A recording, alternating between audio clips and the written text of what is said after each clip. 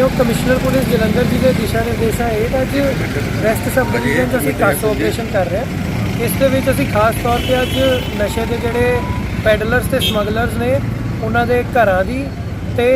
ਗੱਡੀਆਂ ਦੀ ਜਿਹੜੀ ਹੈ ਚੈਕਿੰਗ ਕੀਤੀ ਜਾ ਰਹੀ ਹੈ ਤੇ ਸਾਡੀ ਕੋਸ਼ਿਸ਼ ਹੈ ਕਿ ਅੱਜ ਵੱਧ ਤੋਂ ਵੱਧ ਜਿਹੜਾ ਵਾ ਅਸੀਂ ਐਂਟੀ ਸੋਸ਼ਲ ਐਲੀਮੈਂਟਸ ਤੇ ਡਰੱਗ ਪੈਡਲਰਸ ਐਂਡ ਸਮਗਲਰਸ ਨੂੰ ਫੜ ਕੇ ਜਿਹੜਾ ਵਾ ਕਾਬੂ ਕਰੀਏ ਤੇ ਇੱਕ ਮੈਸੇਜ ਜਿਹੜਾ ਵਾ ਜਾਵੇ ਕਿ ਇੱਦਾਂ ਦੀ ਕੋਈ ਵੀ ਚੀਜ਼ ਜਿਹੜੀ ਹੈ ਬਰਦਾਸ਼ਤ ਨਹੀਂ ਕੀਤੀ ਜਾਏਗੀ। ਸਰ ਹਜੇ ਤੱਕ ਕੋਈ ਇਸ ਏਰੀਆ ਦੇ ਵਿੱਚ ਕੋਈ ਬੰਦਾ ਫੜਿਆ ਕੋਈ ਅਸੀਂ ਜੀ